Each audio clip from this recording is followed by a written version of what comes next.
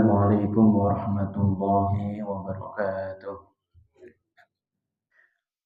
Innal hamdalillah nahmaduhu wa nasta'inuhu wa nastaghfiruh wa na'udzu billahi min shururi anfusina wa min sayyiati a'malina. May yahdihillahu fala mudilla lahu wa may yudlilhu fala hadiya lahu. Asyhadu an la ilaha illallah wa asyhadu anna Muhammadan 'abduhu wa rasuluh. Allahumma shalli wa sallim ala Muhammad wa ala ali Muhammad. La nabiyya wa la rasula ba'da. Rabbi israh li sadri wa yassir li amri wa hlul 'uqdatam min lisani yafqahu qawli amma ba'du. Rabbi zidni ilma warzuqni fahma. Bapak Ibu jemaah salat subuh ingkang kawula hormati, puji syukur kita panjataken dening Allah Subhanahu wa taala. Ing kesempatan anjing punika kita saged sesarengan makempa silaturahim nindakaken salat subuh berjamaah dalam kondisi sehat wal afiat. Semoga nikmat ing anjing punika tansah kita syukuri kanthi wasan tahmid alhamdulillahirabbil alamin. Salatu wassalamu kita tetap kunjuk dumateng junjungan kita baginda Nabi Agung Muhammad sallallahu alaihi wasallam ingkang sampun bimbing kita wiwit zaman jahiliyah dumugi zaman Islamiyah kanthi zaman ingkang kita nikmati ing saat menika. Mugi-mugi kita panjenengan sami sak mangke angsal syafaatipun amin ya rabbal alamin. Bapak Ibu ingkang kawula hormati, semoga pengawasan ing enjing punika kita awali kanthi hidayah Fatihah. A'udzu billahi minasyaitonir rajim. Bismillahirrahmanirrahim. Liridhillah wa li syafa'ati rasulillah wa li kulli niyatin salihah wa ila hadrati mu'allifun hadzal kitab al-Imam Al-Ghazali. Syai'un lillahi lahu al-Fatihah. A'udzu billahi minasyaitonir rajim. Bismillahirrahmanirrahim. Alhamdulillahi rabbil alamin arrahmanir rahim maliki yaumiddin. Iyyaka na'budu wa iyyaka nasta'in ihdinas siratal mustaqim siratal ladzina an'amta 'alaihim ghairil maghdubi 'alaihim waladdallin amin. Para jamaah ingkang kawula hormati, wonten ing kesempatan inggih punika kita tasih badhe nglanjutaken nggih kajian kita inggih punika kitab Bidayatul Hidayah ingkang sampun kita bahas sekedhik wonten ing kesempatan kala wau kagem melengkapi kajian kitab Fathul Qorib.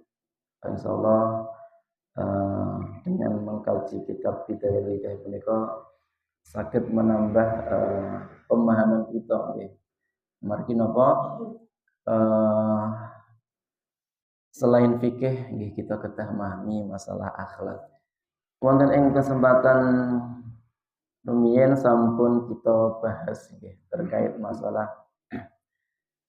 ijtinabil ma'asi nggih menika meninggalkan maksiat. Jadi niki bab yang kedua di dalam kitab Bidayatul Hidayah yang dimana di bab pertama niku Imam Al-Ghazali sebagai pengarang kitab punika menasihatkan kepada kita untuk memperhatikan adab-adab dalam beribadah. Dan di bab yang kedua niku menjelaskan terkait masalah meninggalkan maksiat. Jadi inti dari agama niki ya, agama Islam niku kan sebenarnya ada dua. Jadi yang pertama adalah menjalankan perintah Allah, yang kedua meninggalkan larangannya. Atau yang disederhanakan dengan bahasa takwa niku nggih. Jadi yang namanya takwa itu menjalankan dengan kesungguhan apa yang diperintahkan Allah dan meninggalkan apa yang menjadi larangannya. Ya. Begitu juga wasiat atau nasihat Imam Ghazali. Jadi agama ini dibagi menjadi dua nggih. Yang pertama adalah tarkul manahi, meninggalkan maksiat. Yang kedua adalah fi'lut ta'ah, yaitu menjalankan ketaatan. Dua itu mawon. Jadi yang niku pun kenceng kali dua niki berarti nggih piyambake sampun nindakaken Islam kanthi sempurna. Apa yang diperintahkan dikerjakan, apa yang dilarang dihindari. Nah dari dua ini ternyata kata Imam Al-Ghazali meninggalkan maksiat itu ternyata lebih berat daripada menjalankan ketaatan. Jadi yang taat itu insya Allah semuanya bisa, semuanya sakit. Mulai dari lari alit ngantos tiang sepah niku, tek kon sholat insya Allah sakit. Tapi nek meninggal maksiat ini memang sering orang kemudian terjerumus itu nggih. Maka dari itu beliau mengingatkan itu loh. Jadi perlu kesungguhan untuk meninggalkan kemaksiatan. Yang oleh beliau disebut tidak akan bisa meninggalkan kemaksiatan kecuali orang asidiku gitu nggih. Orang yang bersungguh-sungguh gitu nggih. Orang yang bersungguh-sungguh itulah yang kemudian bisa meninggalkan kemaksiatan gitu nggih. Kemudian beliau juga mengingatkan bahwasanya orang yang berhijrah. Jadi orang berhijrah itu adalah orang yang meninggalkan keburukan kepada ketaatan itu. Itu namanya orang berhijrah. Kemudian disebut sebagai mujahid, orang yang perang di jalan Allah itu adalah orang yang bersungguh-sungguh melawan hawa nafsunya. Itu kata beliau gitu. Jadi bukan mesti orang yang namanya mujahid itu kemudian berperang secara fisik, bukan, tapi berperang melawan hawa nafsunya itu juga bagian dari jihad gitu, dan itu kadang lebih berat gitu. Maka kesungguhan kita melawan hawa nafsu kita ini adalah bagian dari jihad yang harus kita lakukan. Gitu. Kemudian beliau juga mengatakan bahwasanya Allah ini telah menganugerahkan nikmat gitu, ya. Nikmat yang mana nikmat itu harus kita jaga. Gitu, jadi nikmat kesehatan ini harus kita jaga. Kemudian beliau juga mengingatkan ada 7 hal ya yang harus kita jaga itu dari anggota badan kita itu. Yang ini harus dijaga dengan penuh kesungguhan. Yang pertama nopo? Al-ainu. Ainun apa maknanya? Mata gitu ya. Jadi mata ini harus benar-benar kita jaga. Kemudian yang kedua al-udhunu. Apa maknanya al-udhunu? Telinga. Telinga juga harus kita jaga.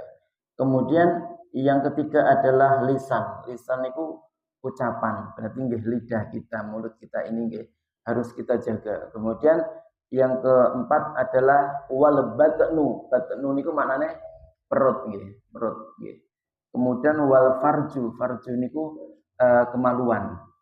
Yang ke 6 al yadu. Yadu niku tangan Yang selanjutnya adalah ar-rijlu, adalah kaki. Ini 7 anggota badan ini adalah nikmat, tapi ada kalanya ini menjadi sumber maksiat juga gitu loh. Maka kita harus benar-benar menjaganya. Dan ini sebagaimana yang disebutkan dalam suatu hadis yang mengatakan semua anggota badan ini akan dimintai pertanggungjawaban gitu.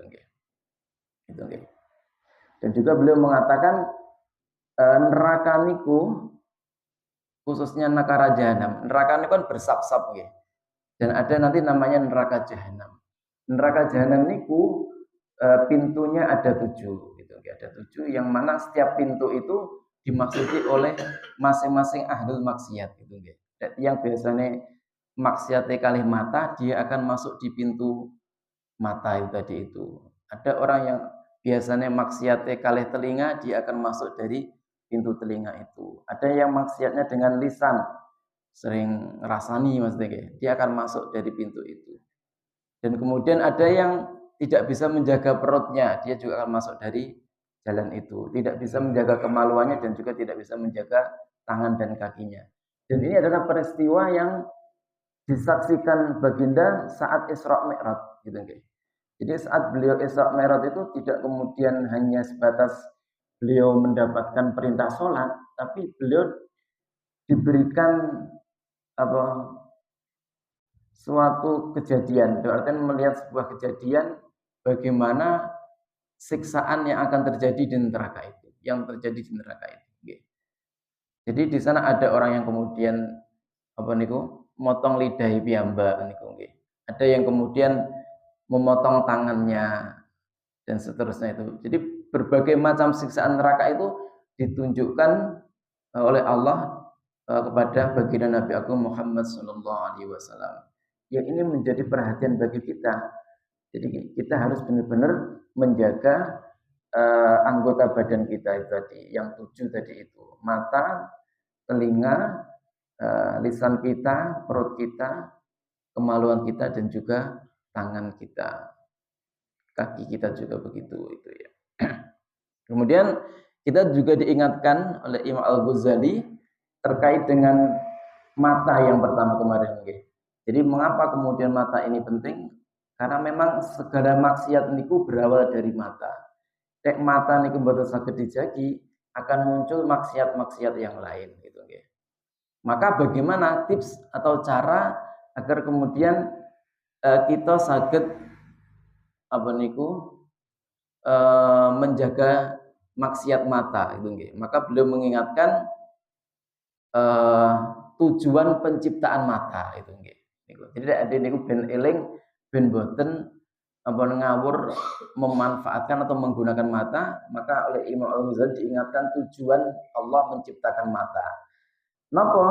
Ternyata penciptaan mata niku ditunjukkan yang pertama adalah untuk niku melihat dari kegelapan menuju yang terang niku. Kata Imam Ghazali gitu. Jadi nikmatnya itu luar biasa yang dengan mata ini yang mungkin dulu nggih masih wonten perut niku kan walaupun sudah punya mata tapi belum bisa melihat. Tapi setelah kemudian Allah memfungsikan mata yang tadinya niku gelap dados terang. Kemudian juga untuk memenuhi kebutuhan kita.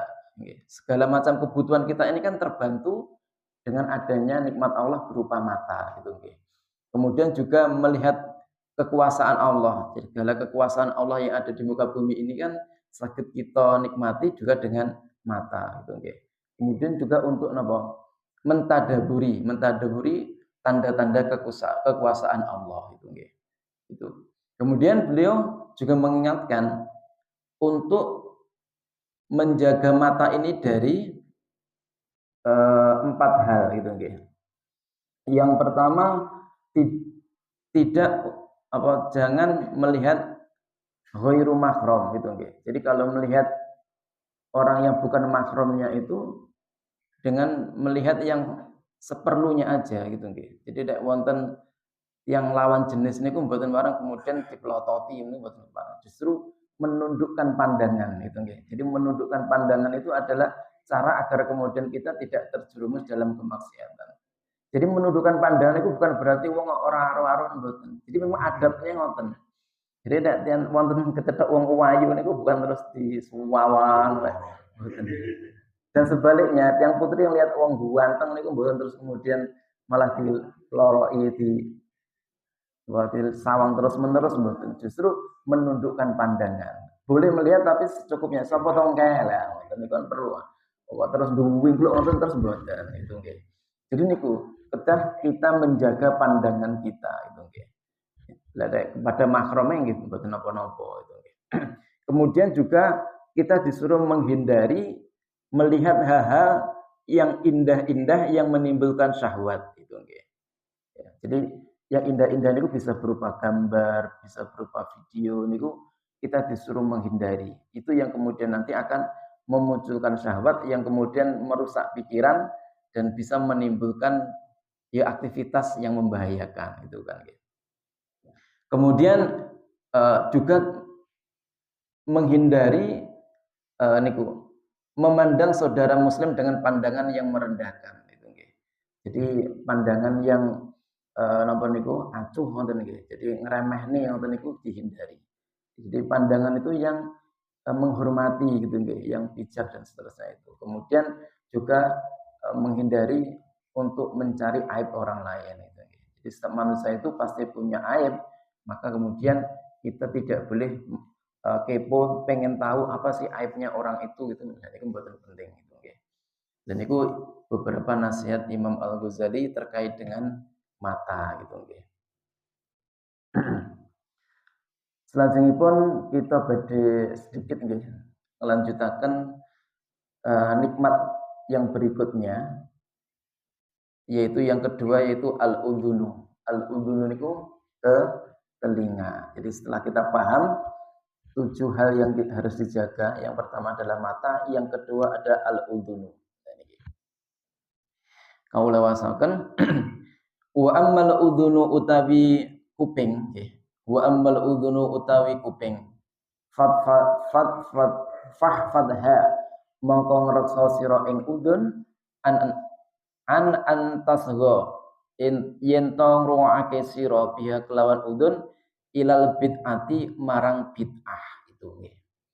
Jadi ini tugas kita yang pertama terhadap telinga kita niku adalah menjaga telinga kita dari hal-hal yang sifatnya itu bid'ah. Nanti mireng nggih bid'ah niku nggih.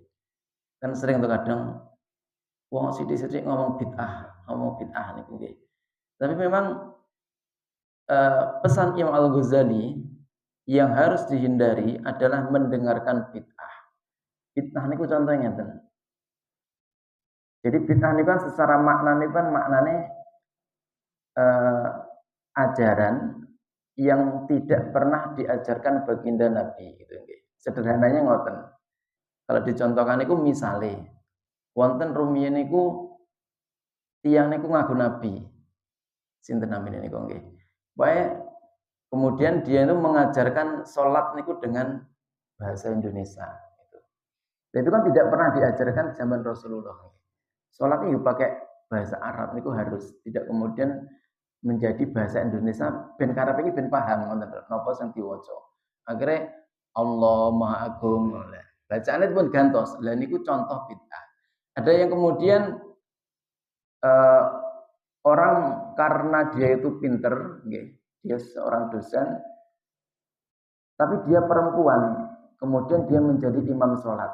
Jadi karena dia bacaannya bagus, kemudian pinter, berwibawa, dia menjadi imam sholat. Padahal dia niku perempuan.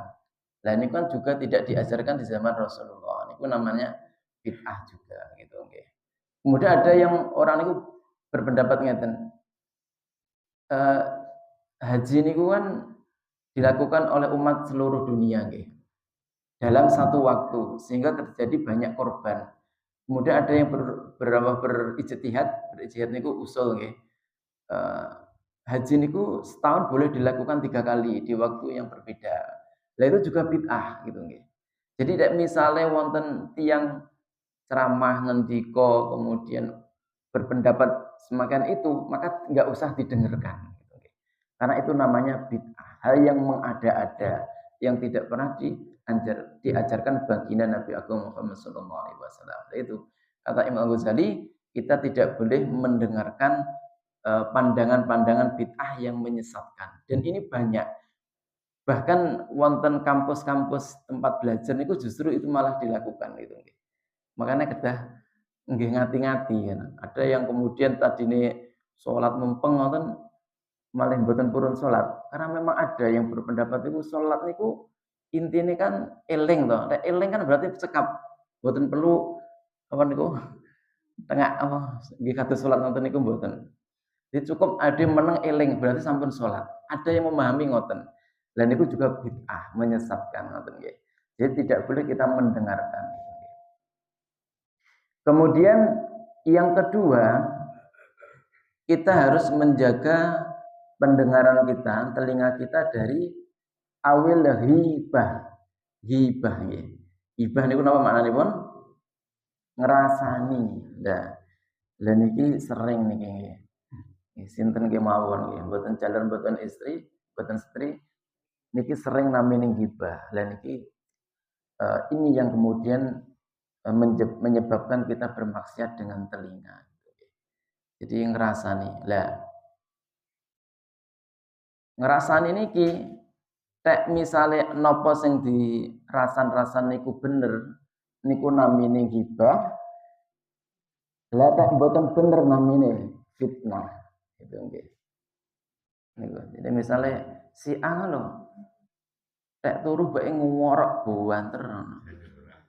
Lah tek misale kok ternyata bener ngorok, iku jenenge ghibah, tek ternyata kok orang ngorok jenenge fitnah. Lah ngoten. Jadi kita harus menghindari itu. Wis enggak usah. Jadi sebisa mungkin kita menghindar ngerasani tiang ngoten. Nek tiang ya ngajak rasan-rasan ya sedang ngalih utawa dijak ngomong liyane ngoten nggih. Lah niki bodhone niku biasane awil ghibah. Jadi walaupun itu kebenaran tapi kok itu sesuatu yang tidak disukai bila itu dicerita-ceritakan itu namanya niku wau ghibah itu tadi. Benten nek sing diceritakne niku perkara sang bagus itu nggih. Cah lho kok bae pinter ngene pinter iku lha itu kan ngelem itu nggih. Niku benten itu. Jadi ghibah niku ngomong perkara keburukan. Yang selanjutnya pun yang harus dijaga dari telinga kita adalah awil fuhsi. Ya. Jadi wal ghibati au ghibah awil fuhsi utawa marang omongan Allah itu. Faksha ini ya. Faksha niku perkara Allah gitu. Omongan elek iki nggih mulai miso napa nah. Pokoke nesu-nesu itu niku dihindari. Itu yang kemudian mendengarkannya lagi, mendengarkan miso niku aja kita hindari gitu nggih. Enek wong gewegeran malah pengen ngrungokne apa kae. Lah niku mboten kepareng gitu nggih. Enggak usah kemudian kita pengen mendengarkan hal-hal yang buruk gitu nggih. Gitu nggih. Jadi awil fuksi utawa omongan sing oleh. Kemudian aul khaudi utawa gunem fil batili ing dalam perkara batil itu nggih. Perkara batil. Jadi perkara yang merusak itu nggih. Ngompori itu nggih. Fitnah itu kan perkara batil nggih. Jadi ngrungokne hal-hal yang sifatnya begitu niku dihindari. Kemudian au dzikri masawin nas utawa nutur pira-pira alane menungso itu nggih. Jadi enak wong memang perilakunya elek, kemudian mesti omong ngene. Kan nek wong ngakoni elek ini kan seharusnya kan nggih kita nasihati nggih. Mboten cekap kemudian mesti nggih omongan. Lah niku mboten pas. Lah niki yang sering kadang nggih. Jadi misalnya enek dulure niku kurang pas dirasakne ning dulur liyane. Lah niku mboten kepareng. Jadi yo wis nek mampu nggih kita kandhani, kita lungguhne kanthi sae ngoten. Boten sebatas kemudian tinggi omongan niku. Jadi audikri masawin nas, sering nutur olone menungso niku mboten kepareng. Kemudian fa inna ma khuliqat mongko angin pestine den dadekaken. Lha niki Imam Al-Ghazali mengingatkan napa niku tujuan Allah menciptakan telinga itu nggih. Fa inna ma khuliqat mongko angin pestine den dadekake laka kedue sira nggih litasma'a supaya ngrungokake biha kelawan udun kelawan telinga kalamallahi taala ing dawuhe Allah taala dan iki. Jadi diciptakannya telinga niku yang pertama ternyata apa kagem mirengaken kalamnya Allah. Kalamnya Allah niku napa? Al-Qur'an gitu nggih. Jadi tujuan telinga niku diciptakan untuk mendengarkan Al-Qur'an gitu nggih. Jadi sering-sering kita mirengaken Al-Qur'an gitu nggih. Mirengaken niku kan gampil to, gitu. Saged kalian HP, saged kalian TV, utawa kita menghadiri simaan Quran. Itu bagian dari mendengarkan kalamnya Allah itu nggih. Ini ku yang pertama. Jadi penting sekali. Jadi nek jenengan aktif wonten simaan Quran iki berarti ini mengamalkan tujuan diciptakannya telinga itu nggih. Jadi itu mendengarkan kalamnya Allah. Kemudian yang kedua, tujuan diciptakannya telinga adalah wa sunnatur Rasulullah sallallahu alaihi wasallam. Jadi untuk mendengarkan sunnahnya Rasulullah, berarti ini adalah hadis gitu nggih. Jadi di mana ada kajian hadis niku nggih kedah kula semangat untuk mendengarkan. Jadi nek wonten hadis niku nggih dirungokne. Jadi mboten cuma Al-Qur'an gitu nggih. Jadi nek wonten tiyang maos Qur'an niku nggih kita simak, begitu juga hadis kita simak itu nggih. Dan itu yang kedua. Kemudian yang selanjutnya adalah wa hikmatal auliya, dan juga untuk mendengarkan hikmah isyarahnya para aulia, para ulama itu nggih. Jadi tek wonten pengajian niku nggih difungsikan telingane nggih mendengarkan, bukan malah rame. Lah kadang kan ngoten to. Lah niki berarti dia sudah lepas dari fungsinya gitu nggih. Fungsinya nggih kagem mendengarkan hikmatul aulia. Insyaallah pengajian niku nek misale kok tiyang niku purun dengerken walaupun misalnya mboten lucu-lucuan, insyaallah nggih ilmu niku saged mlebet itu nggih. Gitu. Jadi harus benar-benar menyimak itu nggih. Itu fungsi dari telinga. Kemudian yang selanjutnya wa tatawassala lan gawe lantaran sira bistifadatil ilmi kelawan amrih faedah ilmu. Telingane biha kelawan udun. Nggih. Ila mulkil mukim marang kratone ingkang tetep wa naimi lan nikmat ad-daimi kang langgeng. Fil jiwari rabbil alamina ing dalem tetanggenan pangerane alam kabeh. Jadi maksudnya ngeten. Fungsi telinga yang salajengipun inggih punika dipun ginakaken untuk mencari faedah, mencari faedah ilmu. Ya. Jadi ilmu itu kan sebenarnya luas, nggih. Tidak hanya di saat kita sekolah wonten nggih pelajaran tentang sekolah niku mboten. Dimanapun niku kan ada ilmu. Wonten ing pengajian, bahkan anak kecil yang kemudian dia menyampaikan nasihat itu kan juga sumber ilmu. Jadi sumber ilmu niku banyak. Maka fungsi dari telinga niku kagem mencari faedah ilmu. Yang mana kata Allah, dengan begitu maka Allah akan memberikan nikmatnya, yaitu apa? Surga gitu nggih. Jadi orang yang menggunakan telinga ini untuk mencari ilmu, maka dia akan dijamin masuk surga gitu. Jadi ilal mulki mukimin wa na'imin daim itu adalah nikmat Allah yang tak terhingga, yaitu berupa nikmat surga nanti itu. Kemudian wa idza asghaita mongko nalika ngrungokaken sira biya kelawan udun ila syai'in marang sewiji-wiji minal makarihi sange pira-pira perkara kang den sengiti sara mongko dadi kana ana apa laka kedue sira alaika melarati ing atas sira wong kolabalan balik apa ma perkara kana kang ana sababan apa sebab fauzika bejo sira sababan iku dadi sebab halaka kerusakan sira. Lah ini. Jadi pesannya Imam Al-Ghazali menawi telinga niku digunakaken kagem mirengaken perkara ingkang ala, nggih. Perkara ingkang haram, maka telinga yang itu merupakan sababul fauzi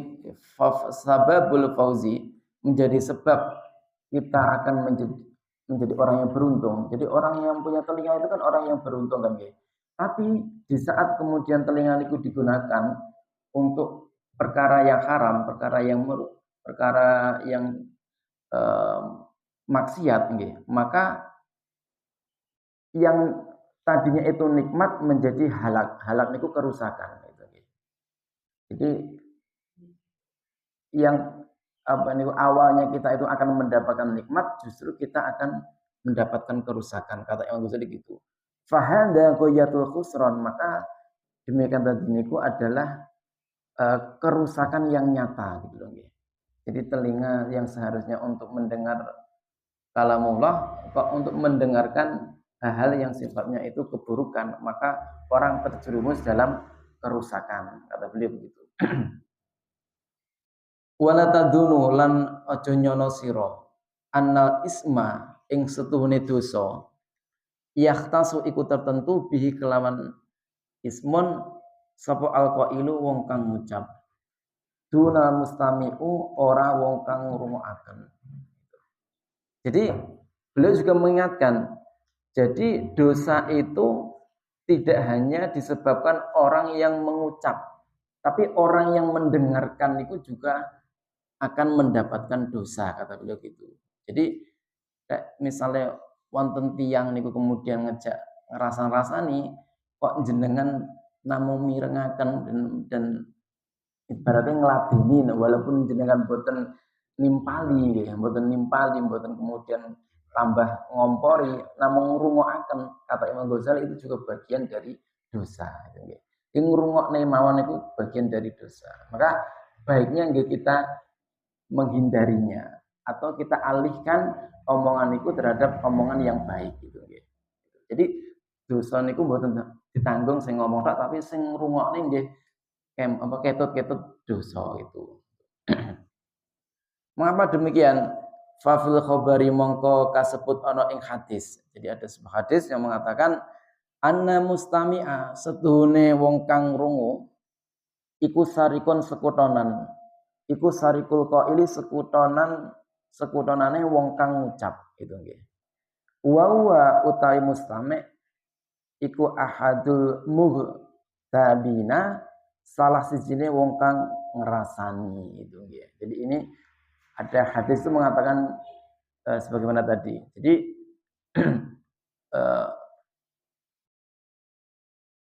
orang yang napa niku nderek mirengaken niku nggih, maka dia juga bagian dari orang yang berbuat dosa. Itu orang yang mendengarkan rasan-rasan itu juga bagian orang yang berdosa gitu. Kemudian selanjutnya pun gini ya, sedikit malah ya. Wa ammal lisanu anapun utawi lisan ya.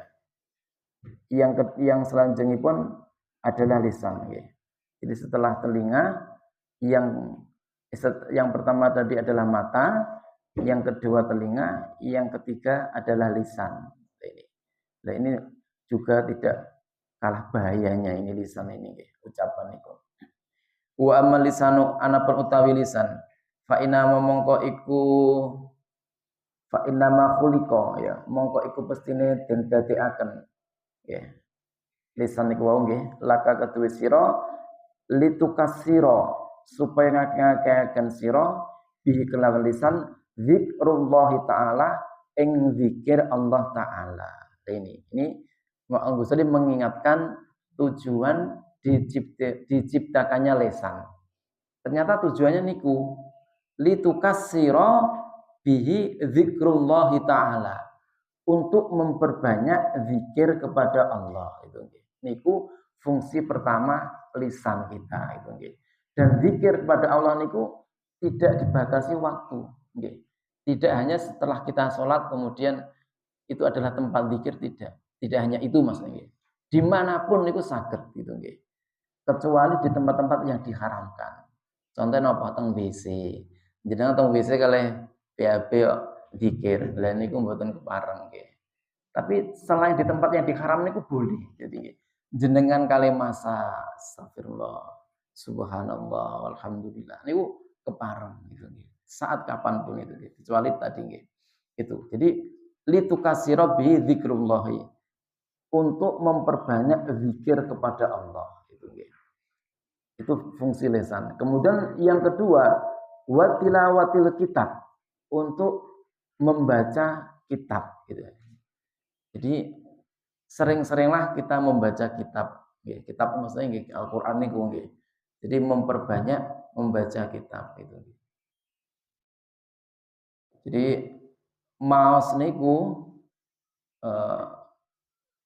memang yang baik itu nggih selain dibaca selain apa niku jadi maksudnya ngeten misalnya yasinan nggih jenengan niku sampun apal nggih tapi baiknya niku tetap harus membaca Itu maksudnya nggih. Jadi ada keutamaan yang lebih nanti. Jadi selain kemudian hafal, dia juga membaca itu nggih. Maka tilawah kitab niku menjadi hal yang utama itu nggih.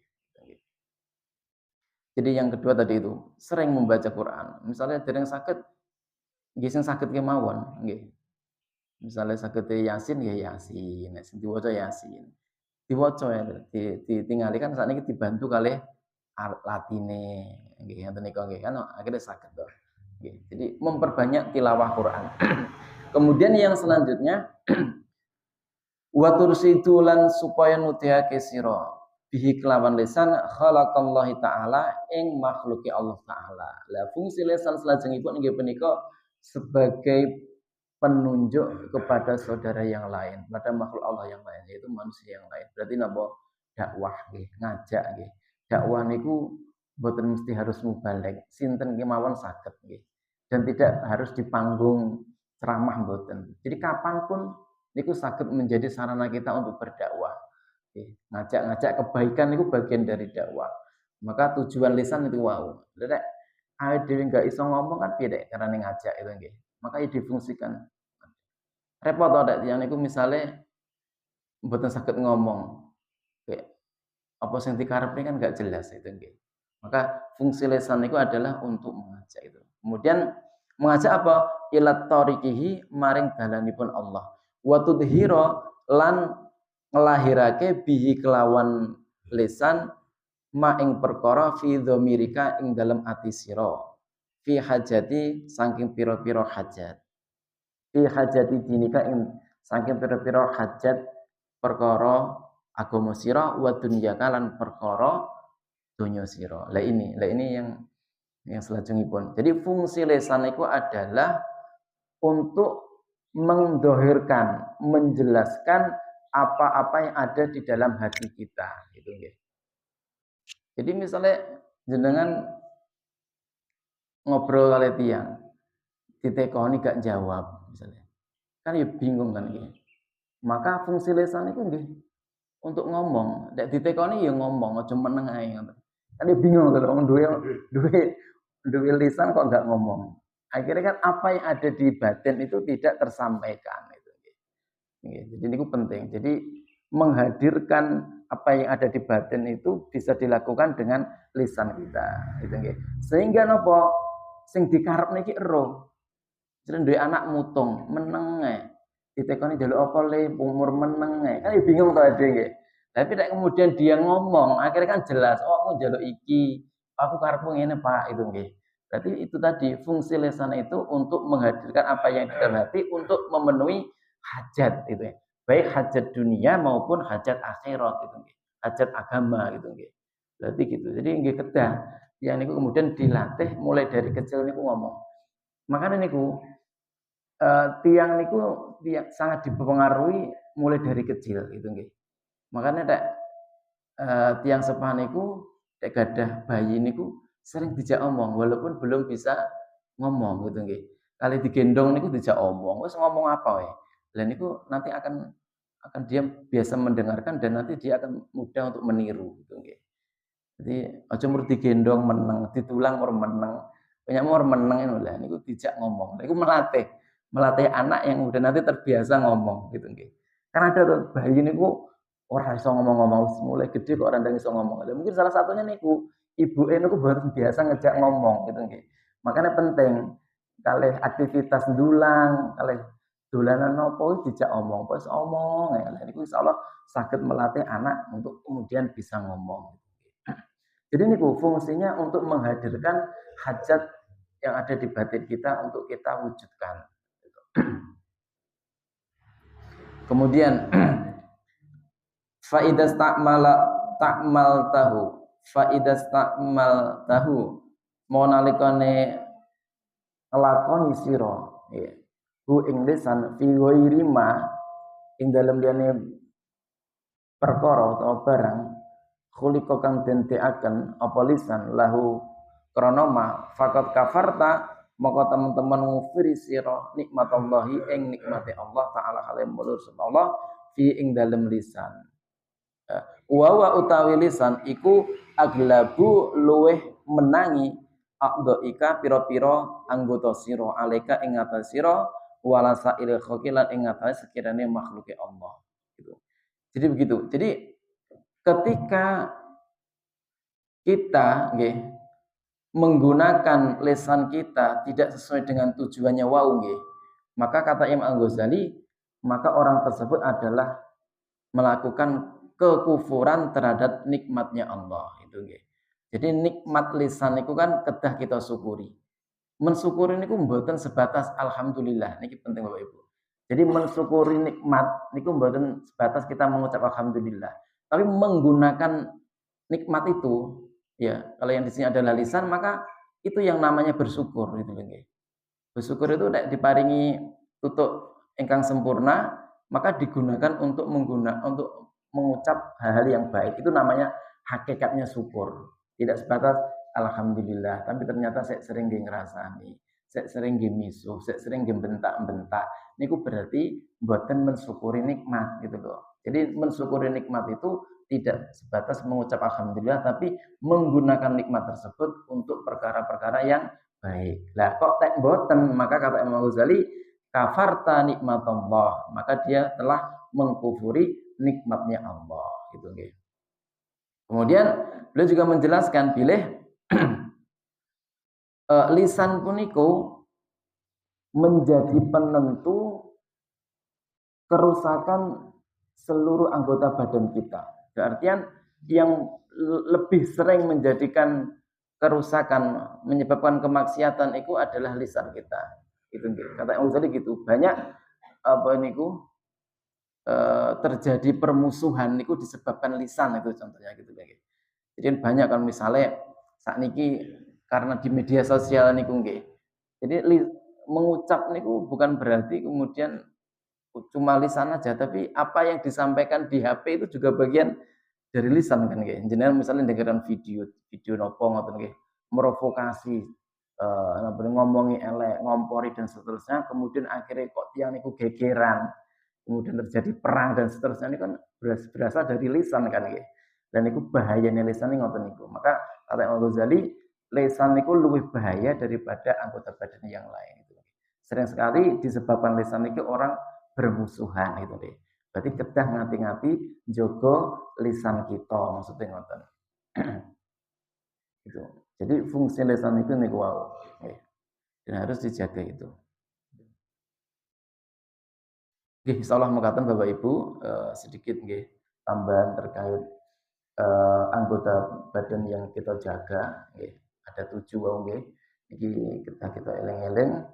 Niki pesan Imam Al-Ghazali nggih sanes pesan kula. Ini sesarengan kita kedah menjaga nggih mulai dari mata kita, kemudian telinga kita, yang ketiga wau adalah lisan kita atau ucapan kita ini. Jadi ucapan itu ternyata lebih tajam daripada silet maka kita harus hati-hati itu nggih. Nggih mukaten insyaallah kajian kita yang enjing punika mugi-mugi wonten manfaatipun. Kita akhiri, kita tutup kanthi doa. A'udzubillahi minasyaitonir rajim. Bismillahirrahmanirrahim. Allahumma shalli wa sallim ala Muhammad wa ala ali Muhammad walhamdulillahi rabbil alamin. Hamdan syakirin, hamdan na'imin, hamdan yuafi ni'amah wa yukafi'u mazidah. Ya Rabbana lakal hamdu kama yanbaghi li jalali wajhika wa 'azimi sultanik. Ya Allah ya Rahman ya Rahim ya Allah ya Malik ya Qudus ya Salam minal muhaimin. Al-Aziz, Al-Jabbar, Al-Mutakabbir, Al-Khaliq, Al-Musawwir, Al-Ghaffar, Ar-Razzaq, Al-Fatah, Al-Alim. Iftah qulubana ya Allah bil Qur'an al-azim nasrun min Allah fatahun qarib wa basyiril mu'minin. Allahumma ya Allah, Allahumma innaka ta'lamu anna hadhihi al-qulub qad ijtama'at ala mahabbatik wa taqat ala ta'atik wa tawahadat ala da'watik wa tawahadat ala nusrati syari'atik wa wasikillahumma rabbi tata wa dimuddaha wa diyasubula wa mlaha binurika alladhi la yakhbu واشرح صدورها بفيض الإيمان بك والجميل التوكل عليك وأحيها بمعرفتك وأمد على شهادتي في سبيلك إنك نعم المولى ونعم النصير لا حول ولا قوة إلا بالله العلي العظيم ربنا هب لنا من أزواجنا وذرياتنا قرة أعين واجعلنا للمتقين إماما ربنا آتنا في الدنيا حسنة وفي الآخرة حسنة وقنا عذاب النار سبحان ربك رب العزة عما يصفون والسلام على المرسلين والحمد لله رب العالمين. Mengatakan sayang Allah kirang pun nyuwun ngapunten akhiran assalamualaikum warahmatullahi wabarakatuh.